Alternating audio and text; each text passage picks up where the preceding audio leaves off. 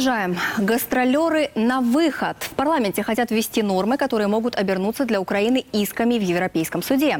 Инициативная группа нардепов предлагает показывать украинскому зрителю только тех российских артистов, кто письменно назовет Россию агрессором. Юристы и правозащитники говорят, эта норма нарушает права человека. Россия – агрессор, а Крым – украинский. Заявить об этом письменно и поставить свою подпись. Без такого документа российским артистам въезд в Украину может быть запрещен. Якщо гастролерам є юридична особа або творчий колектив, заява про засудження окупації території України державою-агресором має власноруч підписуватись кожною фізичною особою, яка є членом творчого колективу або іншим учасником гастрольного заходу і яка, відповідно до цього закону, визнається гастролером, пов'язаним з державою-агресором. Автор этого законопроекта нардеп Николай Княжицкий утверждает, что цель расписки – не дать заработать сторонникам политики Путина в нашей стране и не позволить им распространять антиукраїнську пропаганду. Ті, хто промиває мізки, і російські артисти, які хочуть їхати до нас сюди, працюють теж в зоні АТО і виселять тих, хто стріляє в наших артистів. Украинские деятели искусства законопроекту Княжицкого удивлены. Говорят, такая расписка поставит российских коллег на их родине вне закона. И прежде всего тех, кто симпатизирует Украине. Я сразу отвечаю, если они такое подпишут, то, естественно, обратно им ехать некуда. Правильно? Это же сразу станет известно и так далее, и так далее. Я думаю, это все делать, чтобы вообще не приезжали. Никто. Ой, це все неправильно, знаєте, це, я не знаю. Ми намагаємося весь час вигадати якийсь велосипед. Велосипед вже давно в світі вигаданий.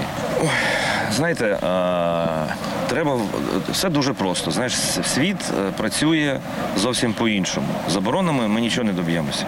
Если документ нардепы примут, то это прямое нарушение Европейской конвенции по правам человека, уверены представители омбудсмена. Неможливо сказати, всі громадяни такої-то держави не можуть тут працювати, якщо тільки вони не будуть висловлювати свої погляди. З приводу того-то. Це абсолютно неможливо. Забороняти можна конкретний контент, конкретні вислови, або притягати до відповідальності за це. Российские гастролеры могут начать массово подавать жалобы на Украину в Европейский суд. И процесс имеет все шансы выиграть, считают правозащитники. Відповідно, якщо ми впроваджуємо законодавство, впроваджуємо практику, яка суперечить конвенції і практиці Європейського суду, ми матимемо потенційно ризики програшу відповідних заяв, відповідних скарг проти України. Закон коснется не только артистов, гастролирующих или снимающихся в Украине. Фильмы, даже произведенные в Европе, могут попасть под запрет. Если в титрах значатся режиссеры, актеры, сценаристы и другие деятели искусства с российским паспортом. Они обязаны также письменно осудить оккупацию Украины. Только после этого фильм сможет попасть в украинский прокат или телеэфир. Подписывать, естественно, не будут. Я не знаю, кто эти вещи принимает. Это принимают малокультурные люди. Резонансный и неоднозначный законопроект 4303 нардепы планируют рассмотреть уже на этой неделе. Яна Танчак, Евгений Сакун, Юрий Кирча. События. Канал Украина.